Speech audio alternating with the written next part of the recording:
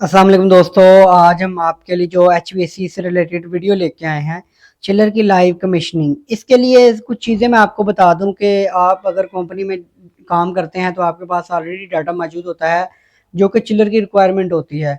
उसके बाद ये आप देख रहे हैं मेन ब्रेकर है, इलेक्ट्रिक कनेक्शन, तमाम सेफ्टीज़, ये तमाम चीज़ें आपने, क्योंकि ये दूसरी चिलर की वायरिंग होती है, आपने जस्ट वायर्स इन करनी होती हैं, तो वो आपने बड़ी तसल्ली से, आपकी ओवरलोड हर चीज़ सेफ्टी आपकी इलेक्ट्रिक वो काम करती होनी चाहिए। उसके बाद लाइंस के अंदर जितने भी वॉल्स हैं वो आपके खुले होने चाहिए, पंप के, लाइंस के, चिलर्स के, तमाम वॉल्स जो ऑपरेशन होने चाहिए, ओपन कंडीशन में होनी चाहिए, वो ओपन होने चाहिए। उसके अलावा चिलर का डेल्टा प्रेशर आपको पता होना चाहिए कि चिलर की चिल्ड वाटर का डेल्टा प्रेशर क्या है, जो कि चिलर के ऊपर मेंशन होता है। उसके अलावा तमाम सेलेक्टर स्विच जो आपके चिलर के पैनल के ऊपर होते हैं, फॉर एग्जांपल आपका रेफ्रिजरेंट पंप ऑटो है, जो कि मैनुअल के अंदर आपको बताया जाता है कि ये तमाम चीज़ें आपके बर्नर के पॉइंट, आपके फ्लू गैस है, या आप ऑयल पे चला रहे हैं, डीजल पे चला रहे हैं, गैस पे चला रहे हैं, ये सिलेक्टर स्विच, ये तमाम चीज़ें आपको पहले से सिलेक्ट कर लेनी है चिलर को ऑन करने से पहले। उसके बाद मेन चीज़ आ जाती है डॉक्यूमेंटेशन की तरफ। मैं दिखाऊँ आपको, तो ये आप देख रहे हैं, ये हमने वैक्यूम इस चिलर को चलाने से पहले चेक कर लेना है कि इसके अंदर वैक्यूम मौजूद है कि नहीं। वैक्यूम करने की ज़रूरत तो नहीं है, तो हमने ये वो रीडिंग ले ली, जो मैं भी दिखाता हूँ कहाँ से हमने रीडिंग ली। ये ऊपर evaporator, absorber, high temperature generator और पर्ज टैंक की रीडिंग हमने वैक्यूम की इसके ऊपर लिख ली। ठीक है, ये चिलर चलाने से पहले आपने वैक्यूम की कंफर्मेशन अब्जॉर्प्शन चिलर के अंदर लाजमी करनी है। ये आप देख रहे हैं, ये जो गेज फिजिकल है ये आपको वैक्यूम शो कर रही है, और डिस्प्ले के ऊपर भी आपको वैक्यूम शो हो रहा है 3.2 mmH। तो इस तरीके से आपने चिलर को ऑन करने से पहले आपने जो है वो आपने चेक करना है। उसके अलावा तमाम आपके कनेक्शन, यानी कि बर्नर के कनेक्शन, वॉल्स, अगर आपने डीजल पे चलाना है तो डीजल की लाइन्स के वॉल, गैस के वॉल्स, ये तमाम आपके ओपन होने चाहिए चिलर ऑन होने से पहले। ये आप देख रहे हैं। उसके अलावा गैस का प्रेशर आप देख लें लाइन में मौजूद है, जो कि रिक्वायरमेंट के मुताबिक, वो भी आपको लास्ट में मैं डिटेल कि कितना प्रेशर था, कितनी सेटिंग होनी चाहिए, स्टैंडर्ड प्रेशर क्या है, स्टैंडर्ड करंट क्या है, वो तमाम चीज़ें। उसके बाद आपने आ जाना है इसके इलेक्ट्रिकल पार्ट्स की तरफ, जो कि इसके अंदर मोटर्स हैं, पंप्स हैं, उनके ऊपर। उसके लिए एक तो हमारा पंप होता है वीएफडी से ऑपरेट, उसके लिए ये आप देख रहे हैं, ये हमारे ब्रेकर से सप्लाई जा रही है हमारे वीएफडी को। उसके अलावा ये मेन सप्लाई कनेक्टेड है, यहाँ से हमारे फ्यूज़ वगैरह में जा रही है, और कुछ मैग्नेटिक कॉन्टेक्टर्स हैं, इनको जा रही है। उसके अलावा हमारी, अब हमने चिलर को ऑन कर दिया, वीएफडी ऑन हो गई है।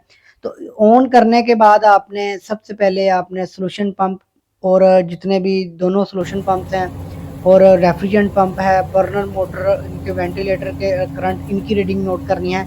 अभी मैं आपको रीडिंग दिखा रहा हूँ लास्ट में, मैं शीट के ऊपर वो तमाम रीडिंग जो स्टैंडर्ड होना चाहिए वो आपको दिखाऊंगा। उसके बाद आपने पंप के ऊपर जाके, फॉर एग्जांपल हम अब्जॉर्बर पंप की, ये आप देख रहे हैं, ये सोल्यूशन पंप की हम रीडिंग नोट कर रहे हैं। तो पंप के ऊपर एक तो आपको पता होना चाहिए कौन से पंप की आप रीडिंग नोट कर रहे हैं। उसके बाद आप उस पंप के ऊपर जाएंगे, वहाँ पे जाके आप, ये आप देख रहे हैं 9.1 एम्पेयर इसके रनिंग एम्पेयर्स हैं। ये रनिंग यानी कि जो वीएफडी आपकी फुल स्पीड पे चल रही होगी 60 हर्ट्ज पे, तो फिर ये आएंगे। तो अब आपके सामने मैंने रीडिंग भी दिखा दी कि ये हमारे एम्पेयर चल रहे हैं। उसके बाद आपको ये आप देख रहे हैं, ये तमाम वायरिंग की डायग्राम्स आपके पास मौजूद हो रही है। ये आप देख रहे हैं 7.46, जो कि उसके ऊपर 9.1 आपको एम्पेयर शो कर रहा था। तो इसका क्या मतलब है कि, इसका मतलब है कि ये अंडर आपकी कैपेसिटी है। ठीक है, ये आपका ओके चल रहा है। 9 पॉइंट इसके स्टैंडर्ड, जो स्टैंडर्ड एम्पेयर हैं, लेकिन जो हमारे पास अभी लोड क्योंकि 58% है, थोड़ा सा कम है, क्योंकि 60 हर्ट्ज होता है। उसके बाद दूसरा जो छोटा सोल्यूशन पंप है, जो कि हमारे सेकेंड स्टेज जनरेटर के लिए यूज़ किया जाता है, उसके ऊपर भी आप एम्पेयर नोट करें, 3.9 इसके रनिंग एम्पेयर हैं। इसके बाद आपने इसको जो वायरिंग के अंदर आपने देखना है, क्योंकि ये विदाउट वीएफडी है, तो इसको हम उतार के इसको हम डायरेक्ट मैग्नेटिक कॉन्टेक्टर के ऊपर लगाएंगे।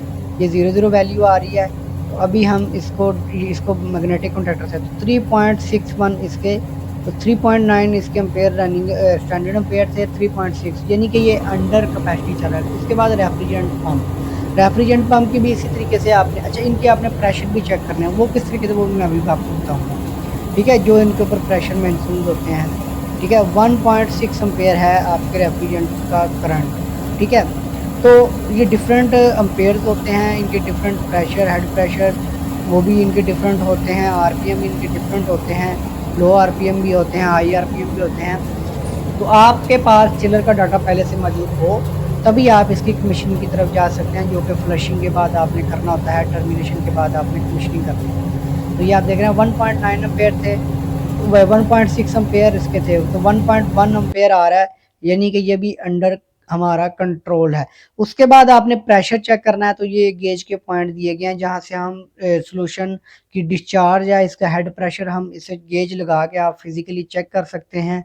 जो आपके रिक्वायरमेंट स्टैंडर्ड प्रेशर है वो आपका मौजूद है, तो फिर आपका पंप आपका सही काम कर रहा है। इसी तरह रेफ्रिजरेंट के ऊपर भी ये पॉइंट दिया गया। उसके बाद आ जाते हैं इससे नेक्स्ट स्टेप वैक्यूम पंप, क्योंकि इसके अंदर एक वैक्यूम पंप भी किया जाता है, तो उसके भी एम्पेयर हमने नोट करने हैं। इसके लिए हम इसको ऑन करेंगे, हमने अपने एम्पेयर मीटर वगैरह लगा के, तो अभी हमने इसको ऑन किया है। तो ये आप देख रहे हैं ये 0.67 एम्पेयर इसके, यानी कि 1 एम्पेयर से भी कम दे रहा है। तो अभी हम इसके जो इसके ऊपर देख लेते हैं मोटर का कितना करंट है, कितने रनिंग एम्पेयर है, वो जाके हम उससे वहाँ से देख लेते हैं। मोटर के ऊपर मेंशन है हर चीज़, तो इसके ऊपर मैं आपको दिखाता हूँ कितने एम्पेयर हैं। 1.2 एम्पेयर इसके जो स्टैंडर्ड एम्पेयर हैं, यानी कि ये रनिंग एम्पेयर इसके 1.2 है। तो ये वो तमाम चीज़ें हैं जो कि करंट से रिलेटेड। अब वेंटिलेटर जो कि बर्नर है, अब बर्नर के डिफरेंट ऑप्शन हैं। बर्नर मैं आपको दिखा देता हूँ। पहले बर्नर की ट्रेसिंग आपने करनी है। ये सप्लाई की जो वायर्स हैं ये हमारे बर्नर्स को जा रही हैं, वहाँ पे भी फिर जाके इसके अलग से एक पैनल बनाया गया है, ये उसके अंदर सप्लाई आ रही है।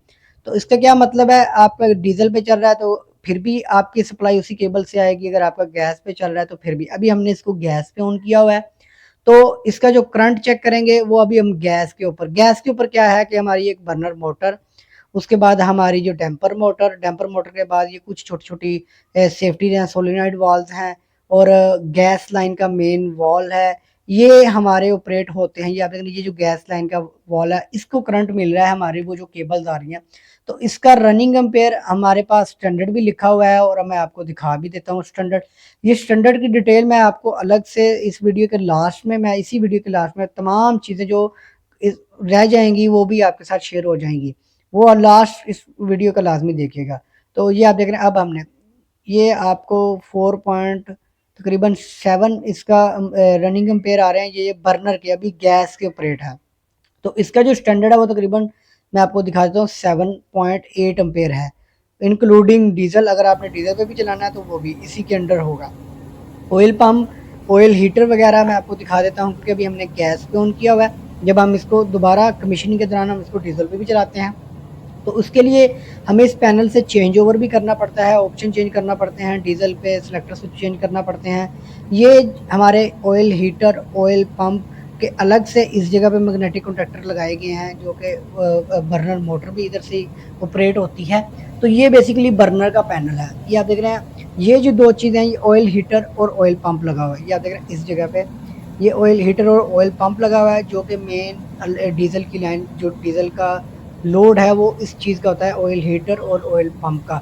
ऑयल पंप आपका सप्लाई भी होता है, और ये वापसी का इसके अंदर डबल ऑप्शन होता है। ये दोनों वाल्व हैं, सोलिनॉइड वाल्व, एक रिटर्न और एक सप्लाई। रिटर्न आपके टैंक, डीजल टैंक में दोबारा जो डीजल बच जाता है उसको लेके जाता है। अच्छा जी, अब कुछ दूसरी चीज़ों के ऊपर डिटेल से बात कर लें, जिसके ऊपर सबसे पहले electric switch on off on. अब ये इलेक्ट्रिक स्विच जो मेन हमारा ब्रेकर कह लें वो है, ठीक है, उसको हमने ऑन किया, सारी बात चल रहा है। उसके बाद आ जाता है जी, ये मैं आपको दिखा देता हूँ, ये जो इलेक्ट्रिक बर्नर का स्विच है ये बेसिकली ऑटो पे है, ठीक है। उसके बाद ये जो सारे स्विचेज हैं ये रेफ्रिजरेंट पंप का है, उसके अलावा फ्लू गैस की ऑप्शन, कोजनेशन चिलर है एब्जॉर्प्शन का, उसके अलावा डिफरेंट चीज़ें हैं। तो ये सारी शीटें मैं आपके साथ शेयर करूँगा लास्ट में कि इसके अंदर और कौन कौन सी चीज़ें हैं, ये मैं डिटेल से इनके ऊपर। बाकी चीज़ें मैं आपको दिखा दूँ कि अगर आपने प्रेशर वगैरह वैक्यूम देखना है तो वो कहाँ से देख सकते हैं। उसके अलावा ये आप देख रहे हैं, ये डीजल का प्रेशर, अभी हमने इसको डीजल पे चलाया हुआ, तो ये डीजल का बैक प्रेशर भी शो करेगा, और सप्लाई भी। High pressure switch, high temperature generator, ये भी मैं आपको दिखाता हूँ। स्विच एक अलग चीज़ है और गेज एक अलग चीज़ है। स्विच आपको ऑटोमेटिकली आपके चिलर को बंद करवाता है अगर प्रेशर ज़्यादा होता है। ये आप देख रहे हैं एक गेज लगी हुई है, साथ में उसके हाई प्रेशर स्विच लगा हुआ है। तो इसकी सेटिंग और इसकी रेंज वो आपने लिख देनी है कि आपने। उसके बाद सोल्यूशन पंप के जो अम्पेयर मैंने आपको बताए थे, स्टैंडर्ड अम्पेयर इस साइड पे हैं और रनिंग 9.7 और 7 3.9 और 3.5। उसके बाद जो रेफ्रिजरेंट पॉइंट 1.6 स्टैंडर्ड अम्पेयर और 1 3 पॉइंट, यानी कि सारे करंट है वो हमारे रेंज अंडर रेंज हैं। उसके नीचे मैं आपको दिखाता हूँ पर्च पंप 1.5 और 0.7 एम्पेयर हमारे रनिंग एम्पेयर आ रहे हैं जो कि स्टैंडर्ड है। उसके बाद वेंटिलेटर जो बर्नर मैंने आपको बताया 7.8 और 5 तकरीबन 5-6 एम्पेयर हमारे उसके शो हो रहे थे। ऑयल हीटर ये आप देख रहे हैं, ऑयल हीटर का जो 2 पॉइंट और इसका थोड़ा सा एक एम्पेयर ज़्यादा आ रहा है लेकिन वो इतना मार्जिन होता है, ठीक है। उसके बाद ऑयल पंप 1.1 एम्पेयर और वो जो आ रहा है वो 0.1 एम्पेयर ले रहा है, ठीक है, 0.5 एम्पेयर। उसके बाद आ जाता है नीचे जो मैंने आपको बताया था हाई प्रेशर स्विच, ठीक है। हाई प्रेशर स्विच के ऊपर प्रेशर जो है वो आपके साथ शेयर करेंगे। उसके बाद water flow switches, chilled water के इंटरलॉकिंग वो डिस्प्ले के ऊपर तभी आपका चिलर चलेगा, आपके फ्लो स्विच काम कर रहे होंगे तो वो चीज़। इसलिए मैं कह रहा था कि आप लास्ट इस शीट को लाजमी देखिएगा। वाटर टेम्परेचर सेटिंग, कूलिंग पे हमने 7.0 रखा है और हीटिंग पे हमने 55 और 5 का हिस्टेरिसिस दिया है, ठीक है।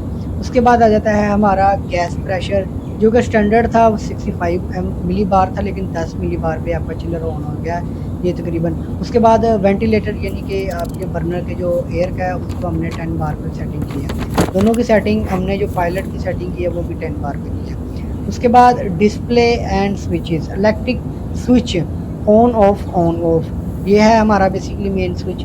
टर्मिनल कनेक्शन कनेक्टेड है, जाहिर सी बात है हमने कनेक्टेड करके फिर चिलर को ऑन किया। इंडिकेशन लैंप्स, अच्छा लाइट्स हैं सारी ओके हैं। फ्यूल कंट्रोल ऑटो पे है, हमारा बर्नर का जो कंट्रोल है वो ऑटो पे है। कंट्रोल स्विच रेफ्रिजरेंट पंप को हम कूलिंग पे ऑटो पे रखते हैं और इस चिलर की बात कर रहा हूँ तो हीटिंग पे हमने इसको बंद करते हैं, इसलिए हमने इसको ऑटो लिखा, कूलिंग पे चलाया। इग्निशन ट्रांस हाई वोल्टेज है, ओके है।